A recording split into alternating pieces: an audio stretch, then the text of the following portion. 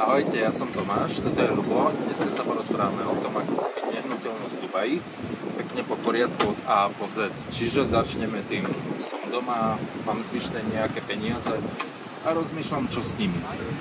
Tak napadne ma, idem si kúpiť byt v Dubaji. Že by to bolo tak jednoduché. Oslovím Ľuba a zistím vlastne, aký je celý postup. V prvom rade je dôležité vedieť, čo vlastne chceš, alebo čo vlastne hľadaš. Lebo reality trh v Dubaji je veľmi dynamický. Keď majú ľudia predstavu, že im ukážem apartman, ktorý je momentálne dostupný za túto cenu a myslia si, že budú mať pol roka na rozmyslenie, že áno, nie, kúpim to, nekúpim to a ten apartman tam bude len na mňa čakať, tak som na veľkom omyle. Niektoré projekty sa tu predajú za 3 hodiny. Developer registruje záujem o tieto byty dopredu s tým, že sa skladáte na eura, je to 12 000 eur. Samozrejme táto rezervácia je vrátna, ale reality market je tu veľmi dynamický, sú tu investori z celého sveta. Takže na začiatok by som povedal, že je dôležité, aby budúci kúpec alebo budúci klient presne vedel, že aká je jeho cieľová suma, do akej sumy sa zmestí alebo je schopný to splácať a akú sumu má našporenú, aká je vlastne jeho investičná stratégia, že či to chce kupovať pre seba ako pre užívateľa, alebo to chce ako investíciu, alebo to chce napríklad pre rodinu ako napríklad vilu, alebo to chce na krátkodobý prenajom. Všetky tieto vlastne otázky prebereme pri tom prvom rozhovore, že vlastne aká je tvoja predstava na kúpu nehnuteľnosti v Dubaji. A potom samozrejme, keď táto možnosť alebo tento projekt ideálny pre tvoje kritériá príde na trh, je dôležité rýchlo a promptne reagovať, lebo ako som povedal, veľa týchto projektov sa rýchlo predá. Samozrejme, niektoré tieto jednotky prídu naspäť na trh, ale už v inej cene, samozrejme vyššej. A kedy je najlepšie kúpiť nehnuteľnosť? Dajme tomu, mám dačo odložené, keď začína predstavať, kde sa najlepšie kupuje. Či dokážem kúpiť byt pri Burj Khalife, alebo naopak Deire, alebo na Maríne. Všetko záleží, koľko čo kde stojí. Kde začína predstava, kde štartujú tie byty? Tieto oblasti, ktoré si spomenul ako Dubai Marina alebo Burj Khalifa, sú vlastne najmenšie turistické destinácie. Samozrejme, že je to centrum Dubaja, kde tie ceny za štvorcový meter sú najvyššie. Z investorského pohľadu by som povedal, že tieto oblasti už dosiahli svoj maximum alebo svoj top. Samozrejme, ako roky idú, tak nehnuteľnosti stúpajú, či sme v Banskej Bystrici, alebo sme v Dubaji, alebo v inom meste. Jednoducho nehnuteľnosť ako taká je najlepšia ochrana pred infláciou. Keď máte peniaze v banke, tak vlastne vám postupne 100 eur dneska o 5 rokov bude ako 50 eur, lebo inflácia, dobre vieme, že to je drahé.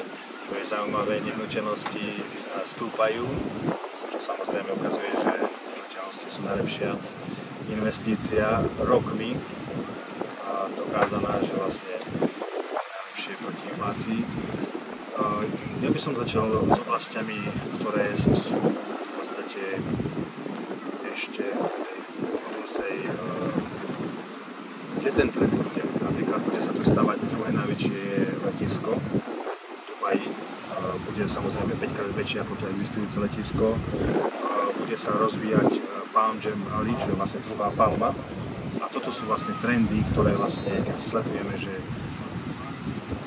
ktoré prídu v priebehu 3, 5, 10 rokov a nakúpim teraz za nižšiu cenu, môžem očakávať, že to zhodnotenie tam bude veľmi pekné. Samozrejme, celá tá oblasť, napríklad keď nakúpim blízko metrostanice alebo budúce metrostanice, Dubaj má obrovské plány v oblasti rozvoja, aby som povedal, všetkých smerov vývoji, rozvoji, výstavbe metrostaníc, nových ciest, letísk. Keď sledujeme tieto plány governmentu alebo vlády, tak presne vieme predvídať, ktorej oblasti sa nám oplatí nakúpiť momentálne lacno a samozrejme v priebehu rokov potom zožať zisky z týchto oblastí. A ak vlastne rozhodneme sa, nájdeme byt, stanovíme si taký ďalší postup. Idem do banky, ideš tu do banky, mám tu prísť osobne, prísť do banky, aký je ten postup? Sú v podstate tri cesty, ako kúpiť nehnuteľnosť v Dubaji. Prvá je samozrejme tá najjednoduchšia a to je cash, hotovosť. Tam v podstate vyplatíš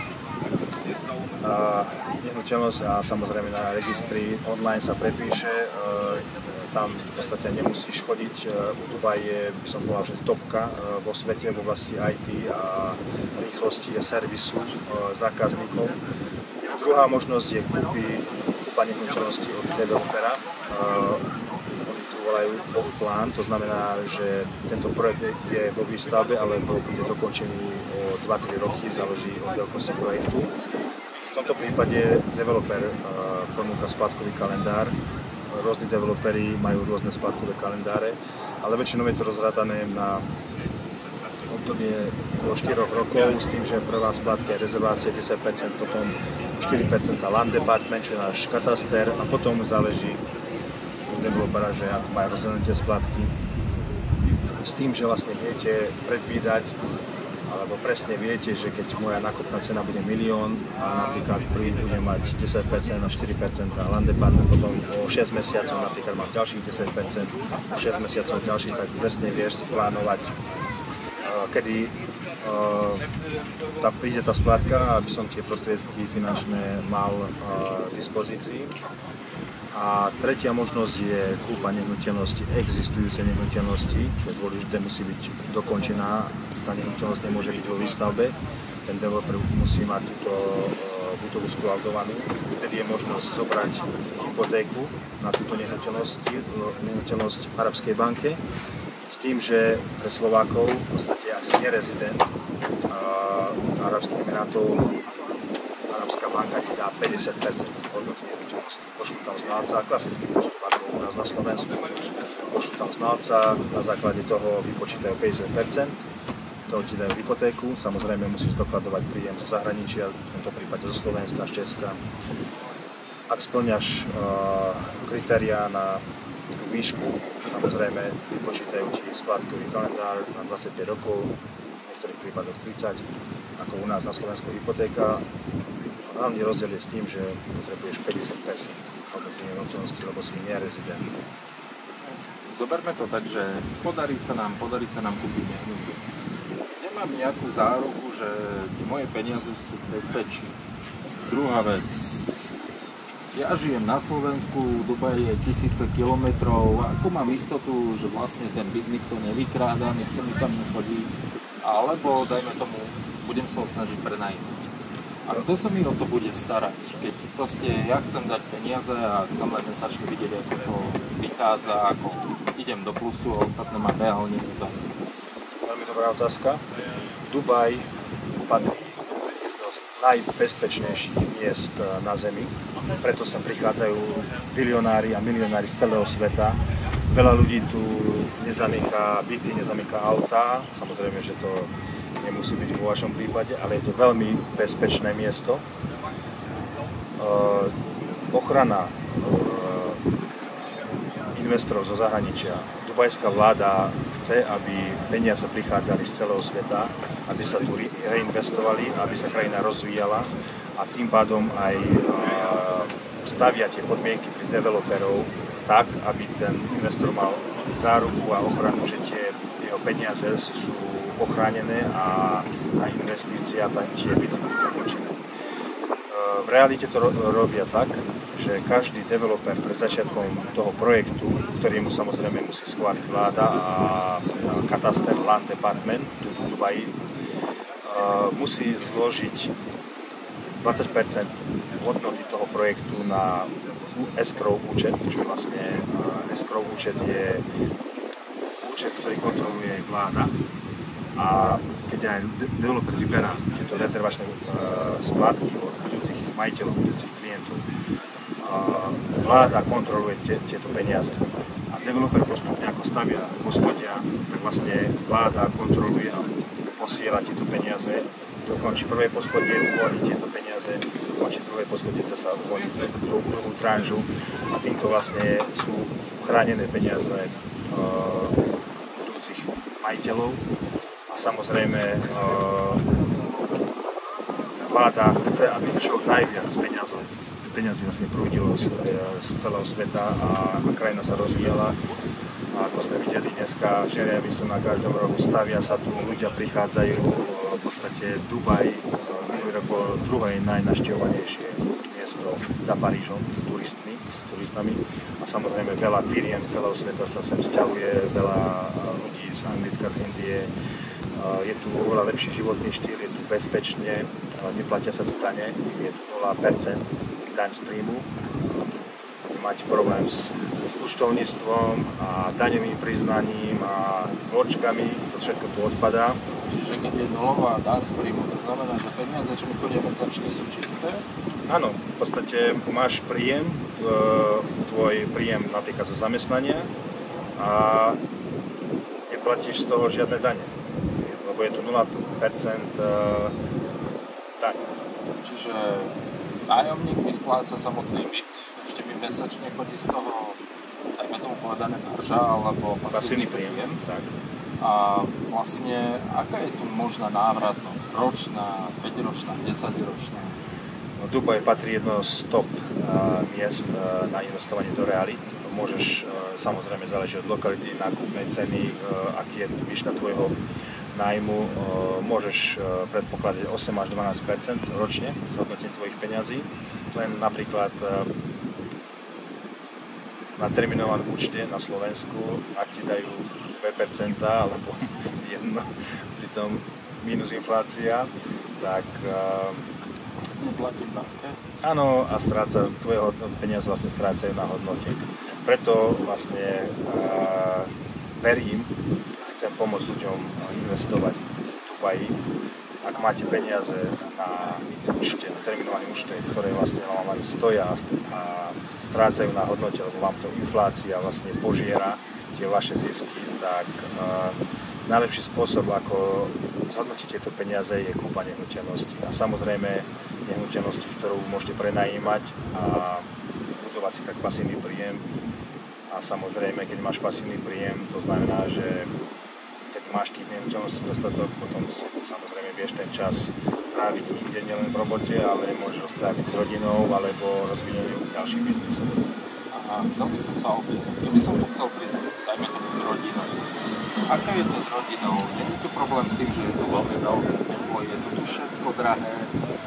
Napríklad, každý si predstaví Dubaj, veľmi drahé ceny, multimilionárov a podobne. Aké je to tu reálne? Arabská krajina, Dubaj, v dnešnej dobe je európska krajina. To, čo bolo pred 60 rokmi, ako ľudia tak nemajú predstavu, že je tu silný náboženstvo a nemôžu tu byť partnerstva bez manželstva. Toto všetko je už minulosťou. Alkohol, samozrejme, majú to kontrolované v reštauráciách, baroch, samozrejme na verejnosti je alkohol zakázaný, ale majú tu poriadok. A pre nás ako Slovákov prichádzajú vlastne krajiny z celého sveta, Európania, Američania, Angličania. Je to veľmi vychytená destinácia, viac a viac ľudí prichádza. Možno pre nás, pre Slovákov, ten júl, august je 40-50, je možno veľa, ale napríklad v júni, septembri, do decembra je super, slniečko 25-30. Samozrejme každému vyhovuje niečo iné, ale je to veľmi krásna krajina, bezpečná krajina, krajina obrovských možností na podnikanie. Chcel by som sa opýtať, rozhodnem sa, kedy sme tu prenajíma po. Moja životná situácia niekde sa zmení, so mnou kedy prenajíma. Ako dlho to trvá? Samozrejme záleží od lokality. Proces je veľmi rýchly, samozrejme nehnuteľnosti sa predajú po celom svete, či máte nehnuteľnosť na Slovensku, rozhodne sa predať, alebo inom štáte. Tu v Dubaji je obrovský dopyt po týchto nehnuteľnostiach. Takže ten čas je veľmi krátky a samozrejme záleží od nastavenia ceny, záleží aká je reálna hodnota, aká je tvoja očakovaná hodnota, ale určite ten proces je oveľa rýchlejší na tých ostatných krajinách, napríklad v Európe alebo na Slovensku. Na dneska sme počuli zhruba zhrnutie celej kúpy. V ďalšom videu sa pekne rozoberieme podrobnejšie, čo je najlepšie, kedy je najlepšie a v akom čase.